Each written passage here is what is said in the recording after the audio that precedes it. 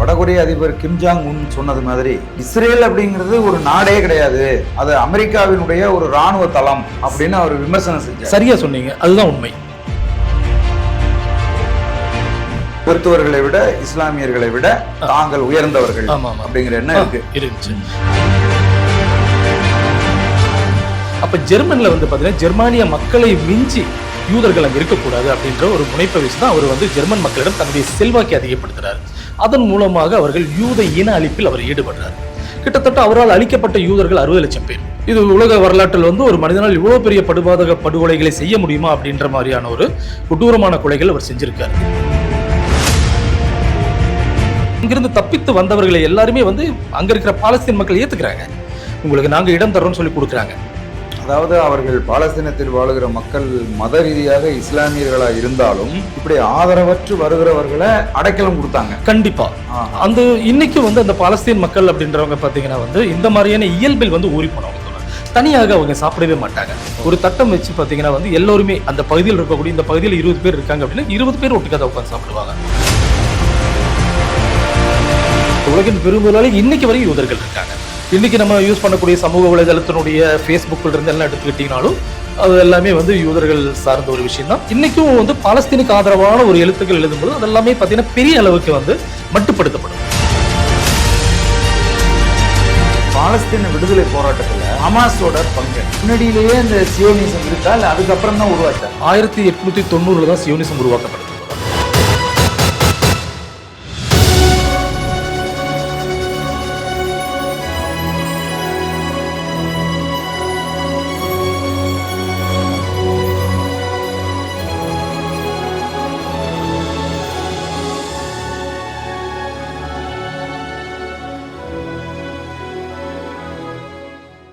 உலகம் முழுவதும் பரவி வாழுகிற தாய் தமிழ் உறவுகள் அனைவருக்கும் வணக்கம். இன்னைக்கு நம்ம சோழன் சொல்வீச்சு வலையொலியில் இஸ்ரேல் பாலஸ்தீனம் பிரச்சனை குறித்து தோழர் சுதீர் அவர்களோடு ஒரு நீண்ட உரையாடல் செய்ய இருக்கிறோம். தோழர் வணக்கம். வணக்கம் தோழர். தோழர், இப்போ உலகத்தில் இன்னைக்கு இந்த நிமிடம் ஒரு கடும் நெருக்கடிக்கு உள்ளாக இருக்கக்கூடிய உலக பிரச்சனையா பாலஸ்தீனம் இஸ்ரேலுக்குரிய பிரச்சனை இருந்தது. இப்போ அந்த பிரச்சனை அப்படியே திசை மாறி இஸ்ரேல் ஈரான் பிரச்சனையா இன்னைக்கு மாறி இருக்கு. இது எங்க உலக போருக்கு இட்டு சென்று விடுமோ அப்படிங்கிற அச்சத்தோடு உலக மக்கள் இருக்கிற ஒரு சூழலை உருவாக்கியிருக்கு. உண்மையா பாலஸ்தீனம் இஸ்ரேல் பிரச்சனையை எப்படி நம்ம புரிஞ்சுக்கிறது தோழர்? பாலஸ்தீனம் இஸ்ரேல் பிரச்சனை அப்படின்றது இப்போ நார்மலாக இந்த இஸ்ரேல் அப்படின்ற ஒரு நாடு அப்படின்றது உலக வரைபடத்தில் இல்லாத ஒன்று தோழர். இது என்னைக்கு உருவாக்கப்படுதுன்னா 1947க்கு பிறகு 1948 மே 14 இருந்து தான் பார்த்தீங்கன்னா இந்த இஸ்ரேல் அப்படின்ற ஒரு நாடே வரைபடத்தில் உருவாகுது. அதுக்கு முன்னாடி வரை அந்த பகுதியிலெல்லாம் பாலஸ்தீன பகுதிகளாக தான் இருந்துச்சு. அப்போ இவர்கள் இந்த யூதர்கள் அப்படின்றவங்க நாடற்றவர்களாக இருந்தார்கள். அதிகமாக ஐரோப்பிய நாடுகளில் அவர்கள் வாழ்ந்துட்டு இருந்தாங்க. ஒவ்வொரு சிறு குழுவாகவும் ஒரு சிறிய ஒரு தேசிய இனமாகவும் வாழ்ந்துட்டு இருந்தாங்க. குறிப்பாக போலந்து போன்ற பகுதிகளில், இன்னைக்கு இருக்கிற உக்ரைன் போன்ற பகுதிகளில், ரஷ்யாவில் எல்லாமே பறந்து வாழ்ந்துட்டு இருந்தாங்க. ஒரு குறிப்பிட்ட ஒரு அதிகப்படியான மக்கள் ஜெர்மனில் வாழ்ந்துட்டு இருந்தாங்க. இப்படி அதை புரிஞ்சுக்கலாமா? அதாவது இப்போ எப்படி ஈழத்தமிழர்கள் 50க்கும் மேற்பட்ட நாடுகளில் சிதறி வாழ்றாங்களோ, சரி தோழர், அது போல இருந்தாங்கன்னு புரிஞ்சுக்கலாமா? ஈழத்தமிழர்கள் வாழ்ந்துட்டு இருக்கக்கூடிய விதம் வேறு தோழர். அவர்கள் பார்த்தீங்கன்னா மைக்ரேட் எதுக்காக ஆகுறாங்க அப்படின்னா தன்னுடைய பிழைப்பிற்காக ஆகுறாங்க. பட் அவர்களுக்குன்னு ஒரு நாடு இருக்கு தோழர், அதாவது தமிழகம் இருக்கு.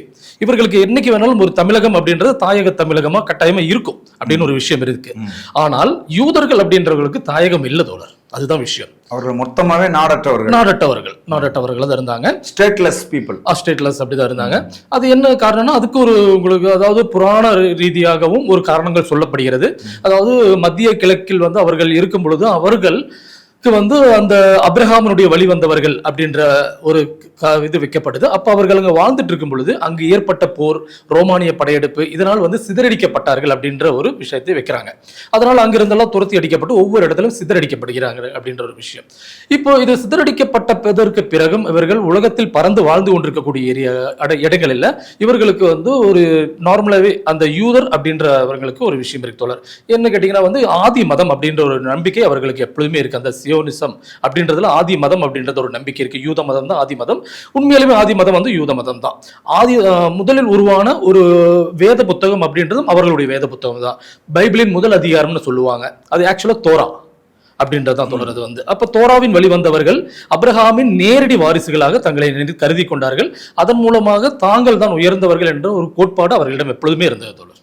அப்ப அதனுடைய அடிப்படையில கிறிஸ்தவர்களை விட இஸ்லாமியர்களை விட தாங்கள் உயர்ந்தவர்கள் அப்படிங்கிற எண்ணம் இருந்துச்சு. இப்ப இன்னொரு விஷயம் என்னன்னா, இப்ப ஆப்ரஹாம் அப்படின்றது யாருன்னு கேட்டீங்கன்னா, இவர்களுடைய மூதாதையர் தான் ஆப்ரஹாம். ஆப்ரஹாமிய மதமாகத்தான் பாத்தீங்கன்னா வந்து உங்களுக்கு யூதமும் இருக்கு, கிறிஸ்தவமும் இருக்கு, இஸ்லாமும் இருக்கு. இந்த 3 மதமும் ஆப்ரஹாமிய மதம் தான். அப்போ இவர்கள் இந்த மாதிரி நாடற்றவர்களாக வாழ்ந்து கொண்டிருக்கும் பொழுது இவர் நார்மல் பொதுவாக உலகத்தில் இருக்கக்கூடிய அந்த ஐரோப்பிய கண்ட்ரியில் எல்லாமே, ஐரோப்பிய நாடுகளில் எல்லாமே இவர்கள் தான் வந்து பணம் படைத்தவர் செல்வந்தர்களாக இருக்காங்க. அதுல வந்து ராக்ஸ் வெல்லர் அப்படின்ற ஒரு மிகப்பெரிய ஒரு பேங்கர் இருக்காரு. இந்த பேங்கருக்கு வந்து 7 குழந்தைகள் இருக்காங்க. இந்த 7 பசங்களுக்குமே வந்து இவர் பணம் கொடுக்குறாரு. அவ்வளவு பணம் அவர்கிட்ட இருக்கு. மிகப்பெரிய செல்வந்தர். ஒவ்வொரு இடத்துல போய் வந்து ஃபைனான்ஸ் பண்ண சொல்லி, இந்த வட்டி தொழில் செய்ய சொல்லி வந்து பணம் கொடுக்குறாரு. அவங்களும் ஒவ்வொரு இடத்துல போறாங்க. அதுல ஒருத்தர் வந்து பாத்தீங்கன்னா பாலஸ்தீன்ல வந்து உங்களுக்கு வந்து இந்த வட்டி தொழில் பேங்க் நடத்துறாரு. இவர்களுக்கு இது மட்டும் இல்லாம பிரிட்டன் வந்து உங்களுக்கு வார்ல ஈடுபடுது. அப்போ பிரிட்டனுக்கே வந்து இந்த வாருக்கு தேவையான பணத்தை வந்து வட்டிக்கு கொடுக்குற அளவுக்கு இவர்கிட்ட வந்து ராக்ஸ்வெல்லர்கிட்ட பணம் இருக்கு. இவரெல்லாம் யூதர். அப்ப இவங்களுக்கு என்னன்னு கேட்டீங்கன்னா வந்து நமக்கு ஒரு நாடு இல்லை அப்படின்ற பெருங்கவலை இவர்கள்கிட்ட இருக்கு. அப்ப 1890 இருந்து ஒரு யூத தேசம் அமைக்கணும் அப்படின்ற ஒரு முனைப்போடு செயல்படுறாங்க. அப்போ இது வந்து பாத்தீங்கன்னா 1897 சூடு பிடிக்குது. நமக்கு கட்டாயமா வந்து தேசம் வேணும், தேசம் இல்லாமல் இப்படி இருக்கிறது வந்து ஒருபோதும் சரியில்லை அப்படின்ற ஒரு இது முடிவெடுக்கிறாங்க. அதன் அடிப்படையில் தான் பார்த்தீங்கன்னா வந்து உங்களுக்கு 1900 அப்ப இருந்து இந்த பிரிட்டன் வந்து இந்த உலகையே கம்ப்ளீட்டா தன்னுடைய கட்டுப்பாட்டின் கீழ் கொண்டு வரணும் அப்படின்ற முனைப்பில் அன்னைக்கு ஒரு வல்லரசா வந்து பிரிட்டன் இருந்துச்சு. அப்ப இந்த பிரிட்டனிடம் வந்து இவர்கள் தொடர்ந்து கோரிக்கை வச்சுட்டு இருந்தாங்க. அப்பதான் உங்களுக்கு இதையே முன்னிறுத்தி தான் பாத்தீங்கன்னா ராக்ஸ்வெல்லர் வந்து முதல் உலக இவங்க பிரிட்டனுக்கு வந்து பணம் கொடுத்து உதவுறதன் மூலமா எங்களுக்கு ஒரு நாடு அமைச்சு கொடுங்க அப்படின்னு ஒரு கோரிக்கை வச்சுக்கிட்டே இருக்காங்க. அப்ப அதனுடைய அடிப்படையில முதல் உலக போர்ல வந்து மிகப்பெரிய உதவியை வந்து ராக்ஸ்வெல்லர் வந்து பிரிட்டன் அரசுக்கு பண்றாரு. அந்த இதுக்கு தேவையானதெல்லாம் அப்ப வந்து அவங்க வந்து வாக்குறுதி கொடுக்குறாங்க, உங்களுக்கு கட்டாயமா ஒரு நாடு நாங்க ஏற்படுத்தி தரோம் அப்படின்றாங்க. அப்ப அந்த நாடு எதுன்னு அவங்க சூஸ் பண்றாங்க. ஆப்பிரிக்கா கண்டத்துல ஏதாவது நமக்கு சூட் ஆகுமான்னு பாக்குறாங்க. பெரிய அளவுக்கு சூட் ஆகிற மாதிரி எதுவும் இல்லை. ஈவன் அர்ஜென்டினாலும் கூட அவங்க பாக்குறாங்க, ஓகே இங்கேயும் ஆகாதுன்னு சொல்லி. அப்போ அதிகப்படியாக நிலம் இருக்கக்கூடிய ஒரு இடமாகவும் இதே மாதிரி இந்த வரலாற்றை வந்து இவர்களுக்கு ஈஸியா இதை ஒரு ஆக்கிரமிப்பு செய்யும் பொழுதும் அதுக்கு காரணத்தை காட்டக்கூடிய ஒரு இடமாகவும் பாலஸ்தீன் இருக்கு. அப்ப அதையும் நம்ம எடுத்துக்கலாம் அப்படின்ற ஒரு முடிவுக்கு அவங்க வர்றாங்க. என்ன காரணம்?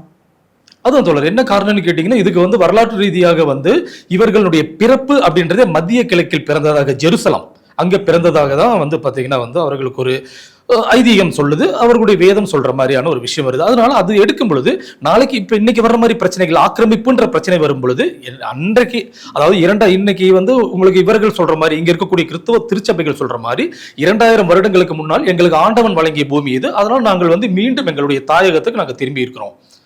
உங்களுக்கு இது வந்து ஆண்டவரால் எங்களுக்கு வழங்கப்பட்ட பூமி அப்படின்றதான் அவங்களுடைய ஒரு கோரிக்கையை வந்து இந்த இடத்தை சூஸ் பண்ணி இங்க வர்றாங்க. ஜெருசலத்துக்கு வரும்போது ஜெருசலம் அப்படின்றது வந்து பாலஸ்தீனிய பகுதி தான், பாலஸ்தீன்ல ஒரு பகுதி தான்.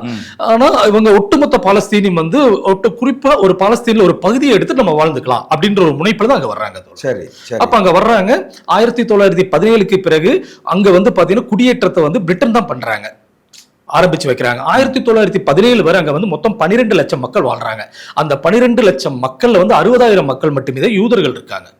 இப்ப யூதர்கள் வந்து பாலஸ்தீன்ல மட்டும் இல்ல தோழர், இந்தியாவிலும் யூதர்கள் வாழ்ந்துட்டு இருக்காங்க, காலங்காலமா வாழ்ந்துட்டு இருக்காங்க. இந்தியாவுடைய பல பகுதிகளில் வாழ்ந்துட்டு இருக்காங்க, யூதர்கள் இருக்காங்க. அதாவது ஒரு கிட்டத்தட்ட வந்து பாத்தீங்கன்னா ஒரு 10 தலைமுறையாக வாழக்கூடிய யூதர்கள் இங்க இருக்காங்க, இந்தியாவில் இருக்காங்க. அந்த மாதிரி யூதர்கள் வந்து பல இடங்களிலுமே வந்து அவர்கள் வந்து சிதறடிக்கப்பட்டு வாழ்ந்து கொண்டிருந்தவர்கள் தான். அப்போ அதனுடைய அடிப்படையில் தான் 1917 இருந்து இந்த குடியேற்றம் அங்கே தொடங்குது. துவங்கும் பொழுது பார்த்தீங்கன்னா அப்பவே வந்து கான்ஃபிளிக்ட் அவங்களுக்குள்ள இருக்கக்கூடிய அந்த எப்படி இருந்தாலும் அது நடக்கும் தோழர். ஒரு தேசிய இனம் ஒரு இடத்தில் வாழ்ந்து கொண்டிருக்கும் போது அந்த தேசிய இனத்தின் மத்தியில் இன்னொரு தேசிய இனத்தை புகுத்தும் பொழுது அந்த அவர்களுக்குள்ள அந்த ஒரு பிரச்சனை அப்படின்றது கட்டாயமா உருவாகும். ஆமா, யாருக்கு முன்னுரிமை அப்படின்ற பிரச்சனை எல்லாம் இருக்கு, அதெல்லாமே அது வரும். அதனாலதான் பாத்தீங்கன்னா அன்னைக்கு இருக்கக்கூடிய பெரும் தலைவர்கள் யாருமே வந்து இந்த யூத குடியேற்றத்தை ஒரு தேசிய இனம் வாழக்கூடிய இடத்தில் இந்த யூத குடியேற்றத்தை அவங்க அனுமதிக்கல, ஏத்துக்கவும் இல்லை.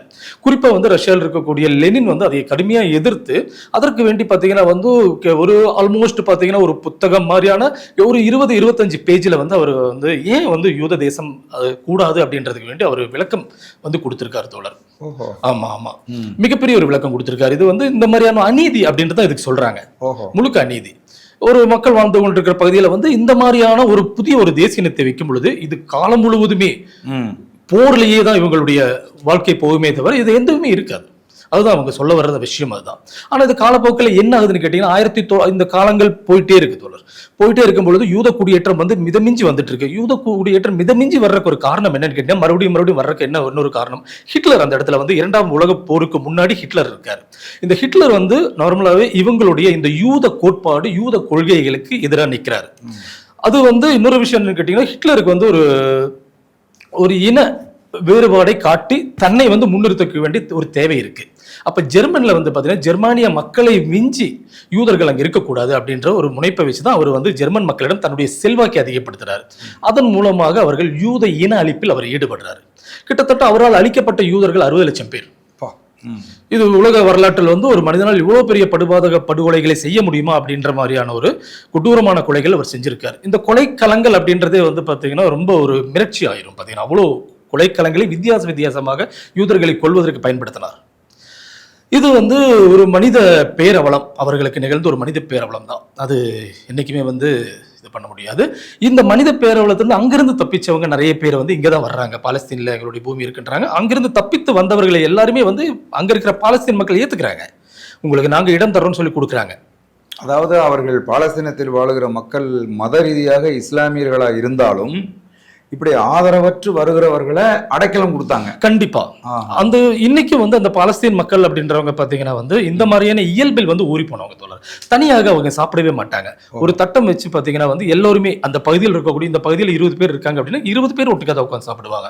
அது வந்து அந்த இஸ்லாமிய பண்புக்கு வந்து இஸ்லாமிய பண்பாடு அதுதான் சொல்லுது. தனியா சாப்பிடக்கூடாது அப்படின்ற ஒரு அது இன்னைக்கும் ஃபாலோ பண்றவங்க. அவர்களும் அப்படிதான் ஃபாலோ பண்றாங்க. ஈவன் ஆப்கானிஸ்தான் இருக்கக்கூடிய அந்த தாலிபான் சொல்லக்கூடியவர்களுடைய வம்சமும் அப்படிதான் ஃபாலோ பண்ணுவாங்க. அது மாதிரி வந்து தனியாவே சாப்பிட மாட்டாங்க. அப்படி ஒரு பண்பு தான் வச்சிருக்காங்க. கைவிடப்பட்டவனுக்கு கை கொடுக்கணும் அப்படின்றது வந்து ஒரு கொள்கையா வச்சிருக்காங்க அவங்க. அதனுடைய அடிப்படையில வந்து அவர்கள் வந்து அங்க ஹிட்லரிடமிருந்து தப்பித்து வந்தவர்களுக்கு இவர்கள் அடைக்கலம் கொடுத்திருந்தாங்க. சரி, இதனுடைய மீட்சி என்ன ஆகுதுன்னு கேட்டீங்கன்னா வந்து இப்போ இவர்களுடைய எண்ணிக்கை வந்து பாத்தீங்கன்னா ஜாஸ்தி ஆயிட்டு வருது. கிட்டத்தட்ட ஈக்குவல் ஆயிட்டு வருது. பாலஸ்தீன மக்களுக்கு ஈக்குவல் ஆயிட்டு வருது. அதுக்கப்புறம் பாத்தீங்கன்னா 1937 இருந்து தனி தேசம் எங்களுக்கு வேணும்ன்ற ஒரு இது வந்து பாத்தீங்கன்னா கோஷம் அங்க வந்து இவர்களிடம் வந்து யூதர்களிடம் வருது. தனி தேசம் வழங்கும் பொழுது அப்புறம் நாங்க என்ன பண்றது, எங்களுடைய தேசம் அல்லவா இது அப்படின்றது ஆப்போசிட் சைடு எதிர் தரப்புல இருந்து பாலஸ்தீன மக்களிடம் இருந்து வருது. இங்கிருந்து இவங்களுக்குள்ளான அந்த முரண் வந்து பெரிய அளவுக்கு விரியுது. மோதல் உருவாகுது. இதுல வந்து பாத்தீங்கன்னா பிரிட்டன் அரசு வந்து முழுக்க இவர்களுக்கு சாதகமா நிக்கிறாங்க. யூதர்களுக்கு ஏன் சாதகமா நிக்கிறாங்க அப்படின்னு காரணம் கேட்டீங்கன்னா, யூதர்களை பெருமளவுக்கு அவங்க தான் கொண்டு குடியேற்றுறாங்க. யூதர்கள் இந்த உலகத்தில் பெருமுதலாளிகளாக அன்றிலிருந்து இருக்கிறாங்க. பெருமுதலாளிகள், இந்த உலகின் பெருமுதலாளி இன்னைக்கு வரைக்கும் யூதர்கள் இருக்காங்க. இன்னைக்கு நம்ம யூஸ் பண்ணக்கூடிய சமூக வலைதளத்தினுடைய ஃபேஸ்புக்ல இருந்து எல்லாம் எடுத்துக்கிட்டீங்கனாலும் அது எல்லாமே வந்து யூதர்கள் சார்ந்த ஒரு விஷயம் தான். இன்னைக்கும் வந்து பாலஸ்தீனுக்கு ஆதரவான ஒரு எழுத்துக்கள் எழுதும்போது அதெல்லாமே பார்த்தீங்கன்னா பெரிய அளவுக்கு வந்து மட்டுப்படுத்தப்படும். புரியுது. ஏனென்றால் அந்த நிறுவனங்கள் எல்லாமே வந்து யூத நிறுவனங்களா இருக்கு. பாலஸ்தீனத்தை முன்னிறுத்த மாட்டாங்க. ஆமா. இது ஒரு விஷயம் அங்க இருக்கு தோழர். இது வந்து முக்கியமான ஒரு. இப்ப இதுல வந்து சியோனிசம் அப்படின்னு சொல்றாங்க இல்லையா, அதுனா என்ன, அதனுடைய கொள்கை என்ன, அதனுடைய தோற்றம் என்ன தோழர்? அதாவது சியோனிசம் அப்படின்றது என்னன்னு கேட்டீங்கன்னா வந்து ஆல்மோஸ்ட் யூதர் அப்படின்றதுல இருந்து ஒரு சியோனிசம் ஒன்று வருது தோழர். அந்த சியோனிசம் அப்படின்றது என்னன்னா, உங்களுக்கு வந்து சியோன் மலையில் இருந்து இவர்களுக்கு வந்து கடவுள் அருள் பாலிக்கிறார் அப்படின்ற ஒரு நம்பிக்கை இவங்களுக்கு இருக்கு தோழர். சியோன் மலை, ஜெருசலம், அங்க சியோன் மலை இருக்கு. அங்கிருந்தா வந்து அருள் பாலிக்கிறதாக. ஜெருசலத்தில் இருக்கிற சியோன் அப்படிங்கிற மலையில் இருந்து இறைவன் இவர்களுக்கு அருள் வாக்கு சொன்னதுனால இவர்கள் வந்து இந்த சியோனிசம் அப்படின்றது ஒண்ணு எடுத்துக்கிறாங்க. ஆனா உங்களுக்கு யூதர்ல வந்து பெரும்பாலும் ஒரு பிரிவு இருக்காங்க தோழர். அவங்க வந்து ஒருபோதுமே சியோனிசத்தை ஏத்துக்கிறது இல்ல. சியோனிசத்தை ஏத்துக்கிறது இல்ல. அந்த சியோனிசம் அப்படின்றது என்னன்னா, உங்களுக்கு வந்து ஒரு ஆர்த்தடாக்ஸ் அப்படின்றதான் பாத்தீங்கன்னா வந்து, அதாவது உங்களுக்கு இப்ப ரொம்ப ஒரு பிற்போக்கான ஒரு மத நம்பிக்கையை முன்னிறுத்தது. அடிப்படைவாதத்தை முன்னிறுத்தது. ஃபண்டமெண்டலிசம் அப்படின்றத வந்து முன்னிறுத்துறதுனால யூதர்களே வந்து அதிலிருந்து விலகி தான் நிற்கிறாங்க. பெரும்பாலான யூதர்கள் அதிலிருந்து விலகி நிற்கிறாங்க.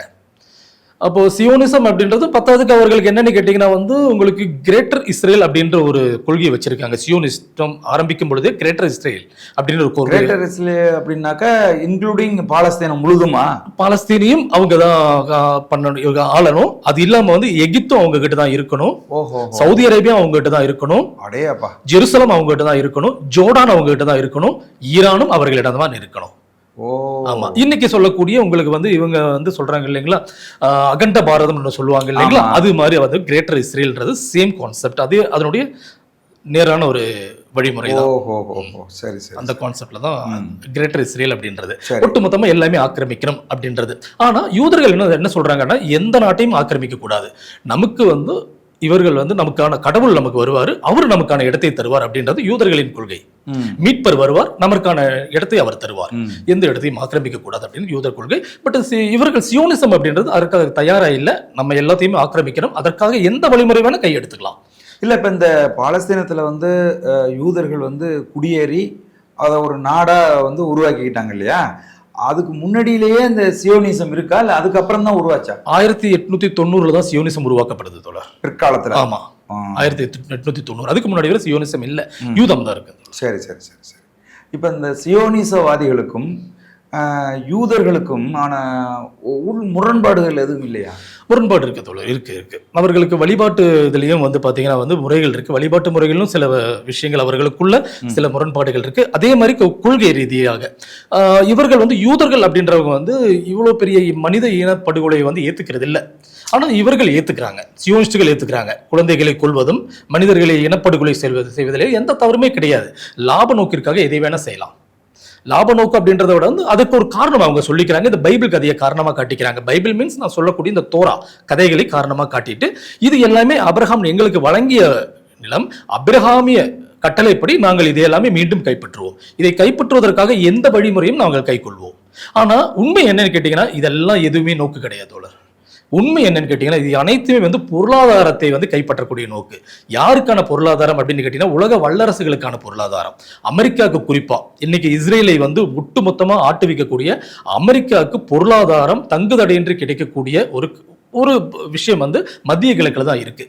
மத்திய கிழக்கில் எண்ணெய் வளங்கள் அபரிதமாக இருக்கிறனால அந்த பகுதியை மொத்தமா தன்னுடைய கண்ட்ரோலுக்கு கீழே, தன்னுடைய ஆளுமைக்கு உட்பட்டு தான் அங்க இருக்கணும், வேற யாருமே இருக்கக்கூடாது அப்படின்றது அமெரிக்காவுடைய அஜெண்டா. இந்த அமெரிக்கா வந்து இன்னைக்கு இந்த அஜெண்டா வச்சிருந்தாலும் இதுக்கு முன்னாடி இந்த அஜெண்டா கையில் வச்சிருந்தது பிரிட்டன். ஆனா பிரிட்டன் வந்து என்னைக்கு வல்லரசு அந்தஸ்தை எழுந்திருச்சோ அன்னைக்கு இது எல்லாமே வந்து அமெரிக்கா கையில் எடுத்துறாங்க. அமெரிக்கா தான் இது முழுக்க மத்திய கிழக்கு நம்மளுடைய கண்ட்ரோல்ல வரணும்னு தீர்மானிக்கிறாங்க. அதற்காக தான் சொல்லக்கூடிய அனைத்து வேலையும் தன்கிட்ட வந்து பணத்தை பெற்றுக்கொண்டு செய்யக்கூடிய ஒரு அமைப்பாக, அதாவது நம்ம வடகொரிய அதிபர் கிம் ஜாங் உன் சொன்னது மாதிரி இஸ்ரேல் அப்படிங்கிறது ஒரு நாடே கிடையாது, அது அமெரிக்காவினுடைய ஒரு இராணுவ தளம் அப்படின்னு அவர் விமர்சனம் செஞ்சார். சரியா சொன்னீங்க, அதுதான் உண்மை. அவர் சொன்னது சரியான உண்மை. அது வந்து இதுதான் உண்மை. அது வந்து அமெரிக்காவுடைய இராணுவ தளம், அதை நிர்வகிப்பவர்கள் இவர்கள். அப்ப அதனாலதான் இவர்கள் வந்து பாத்தீங்கன்னா வந்து இந்த சியோனிஸ்டுகளை வந்து பாத்தீங்கன்னா இவர்கள் வந்து மிகப்பெரிய அளவுக்கு வந்து இவர்கள் ஆண்டவரால் ஆசீர்வதிக்கப்பட்டவர்கள் அப்படின்ற ஒரு பொய்யை வந்து பரப்புறது. அதே மாதிரி இஸ்ரேலை யாராலும் வெல்ல முடியாது அப்படின்ற ஒரு பொய் பரப்புறது. அது இன்னைக்கு வந்து அந்த பொய் அப்படின்றது உறுதியாக்கப்பட்டது. அது எப்படி இருக்கும்? அப்படி இருக்கிற வாய்ப்பே இல்லை. யாரா இருந்தாலும் எல்லோருமே மனிதர்கள் தான், எல்லோருக்குமே சம பலம் இருக்கும். யாருக்கு எந்த இது கிடைக்குதோ, உங்களுக்கு பின்னாடி இருந்து சப்போர்ட் கிடைக்குதோ அதுக்கு தகுந்த மாதிரி அவர்களுடைய வீரியம் இருக்கும். அவ்வளவுதான் வித்தியாசம். அதை இன்னைக்கு நிரூபிச்சு காட்டிட்டாங்க. ஈரான் இப்ப நிரூபிச்சு காட்டிட்டாங்க. நீங்களும் பண்ணீங்கன்னா எங்களுக்கும் ஆயுத பலம் இருந்துச்சுன்னா நாங்களும் உங்களுக்கு திருப்பி பண்ண முடியும் அப்படின்றத வந்து ஈரான் தெளிவா வந்து நிரூபிக்கிறாங்க. இந்த பாலஸ்தீன விடுதலை போராட்டத்துல ஹமாஸ், ஹபிபுல்லா, அப்புறம் PLO இவற்றோட பங்கு என்ன? ஃபர்ஸ்ட் வந்து ஹமாஸோட பங்கு என்ன தோழர்? இதுல இன்னொரு விஷயம் கொஞ்சம் முன்னோட்டு சொல்லிடுறேன் தோழர், அப்பதான் ஹமாஸ் எதுக்காக தெரிய வரும். முதல்ல வந்து தோழர், இப்ப பாலஸ்தீனம் இப்படி வந்து பாத்தீங்கன்னா நசுக்கப்பட்டு கொண்டிருக்கும் பொழுது 1948 வந்து உங்களுக்கு என்ன பண்றாங்கன்னா, ஐநா சபையினுடைய தீர்மானம், அமெரிக்கா எல்லாருமே சேர்ந்து, பிரிட்டன் எல்லாருமே சேர்ந்து ஐநா சபையில இருந்து இந்த இவர்களுக்கு எவ்வளவு பகுதி பிரிக்கலாம் அப்படின்ற ஒரு தீர்மானம் வரும் பொழுது, பாலஸ்தீன்ல வந்து பெரும்பான்மையான மக்கள் இருக்கிறாங்க, இவர்களுக்கு 41% இடத்தை வந்து பிரிச்சு கொடுக்குறாங்க. சரி, 56% நிலத்தை வந்து இவர்களுக்கு யூதர்களுக்கு பிரிச்சு கொடுக்குறாங்க. 3% இடம் வந்து ஜெருசலம்ல தனியா வச்சிருக்காங்க. அது அப்படியே இருக்கு. அது வந்து ஒட்டுமொத்த ஐநா கண்ட்ரோல்ல இருக்கு. இந்த ஜெருசலத்துல இன்னொரு விஷயம் இருக்கு, அல் அக்ஸா அப்படின்ற மசூதி இருக்கு.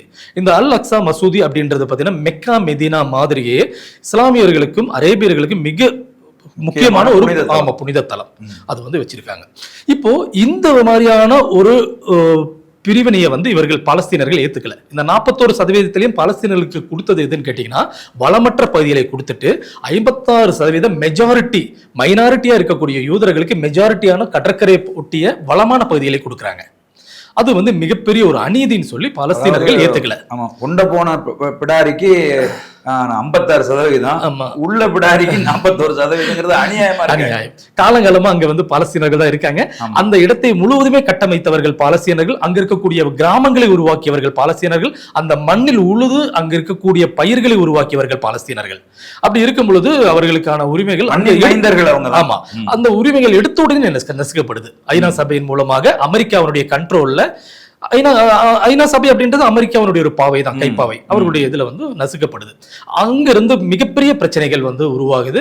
அப்போ உங்களுக்கு இதனுடைய மீட்சி என்னதுன்னு கேட்டீங்கன்னா, இதுக்கப்புறம் வந்து பாத்தீங்கன்னா 1947 1937 இனப்படுகொலை ஸ்டார்ட் ஆகுது.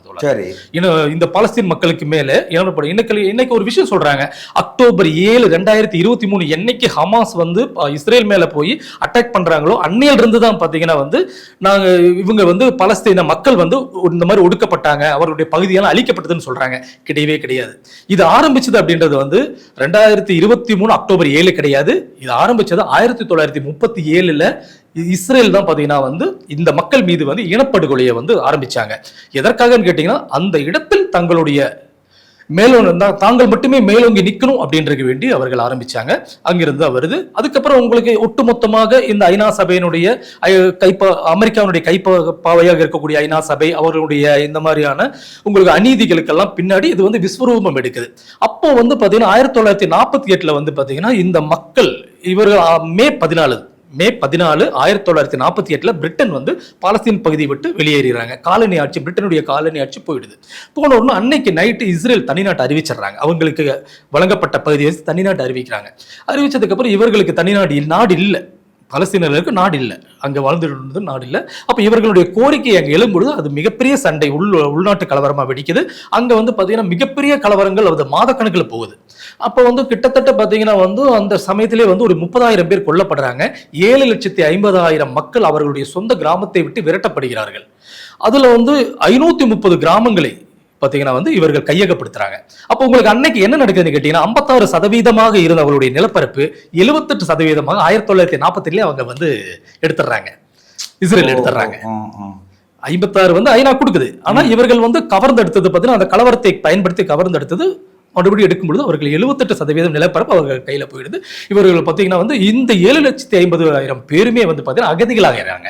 இந்த அகதிகள்ல வந்து பெரும்பான்மையானவர்கள் தந்தை இழந்தவர்கள், தாயை இழந்தவர்கள், தந்தை தாய் இருவருமே இழந்தவர்கள், அனாதை குழந்தைகள், குழந்தைகளை இழந்த தாய்மார்கள், குழந்தைகளை இழந்த மனைவி இழந்த தகப்பனார், இப்படிதான் பாத்தீங்கன்னா வந்து அகதிகளாக எல்லாருமே வெளியேறாங்க. வெளியேறி அவர்கள் தான் பாத்தீங்கன்னா வந்து அந்த காசா பகுதியை ஒட்டி, ஜெருசலம் பகுதியை ஒட்டி, மேற்கு கரையை ஒட்டி இருக்கக்கூடிய பகுதிகளில் வந்து அகதிகள் முகாமில் வந்து அவங்க குடியேறாங்க. இன்னைக்கும் பாத்தீங்கன்னா அவர்கள் வந்து அவர்களுடைய அந்த அதுக்கு பேர் வந்து பாத்தீங்கன்னா பேரழிவு அப்படின்னு அவங்க வச்சிருக்காங்க. அது அரேபியன் மொழியில வந்து நக்பா அப்படிம்பாங்க. இன்னைக்கும் அவர்களுடைய வீடு, அவர்கள் கட்டிய காலங்காலமாக உழைத்து தாங்கள் கட்டிய வீட்டினுடைய சாவியை இன்னைக்கும் அவர்கள் வச்சிருக்காங்க. என்னைக்காவது ஒரு நாள் நமக்கு வந்து திரும்ப கிடைக்கும், சாவி வச்சிருக்கேன்னு சொல்லி வச்சிருக்காங்க. இந்த மாதிரியான பேரழிவு தான் அங்க நிகழ்த்தப்பட்டது. அப்போ இது இவ்வளவு பெரிய அநீதியும் இந்த உலகம் வந்து பாத்தீங்கன்னா அன்னைக்கு வந்து சமூக வலைதளங்களுடைய வளர்ச்சி இந்த அளவுக்கு இல்லாதனால யாருக்கும் தெரியல. அங்க இருக்கக்கூடிய மக்களுக்கு மட்டுமே இந்த பிரச்சனைகள்லாம் தெரியும். அப்போ இதனுடைய நீட்சி என்னதுன்னு கேட்டீங்கன்னா வந்து தொடர்ந்து பாத்தீங்கன்னா வந்து அவர்கள் தாக்கும் பொழுது இவர்களும் தாக்கக்கூடிய ஒரு இடத்துக்கு அவங்க வர்றாங்க. தொடர்ந்து அவங்களால ஈடு கொடுக்க முடியல. என்ன இவங்க இஸ்ரேல்காரங்க இவங்க சியோனிஸ்டுகள் என்ன செய்ய ஆரம்பிச்சாங்கன்னு கேட்டீங்கன்னா, இவர்களுக்கு ஏற்கனவே ஒரு பிராக்டிஸ். இந்த மாதிரி கிராமமா போய் இந்த பேர அழிவுக்கு உட்படுத்துவது வந்து சியோனிஸ்டுகள் மட்டும்தான். சியோனிஸ்டுகள், இந்த யூதர்கள் கிடையாது. யூதர்கள் இல்லை, சியோனிஸ்டுகள் மட்டுமே தான்.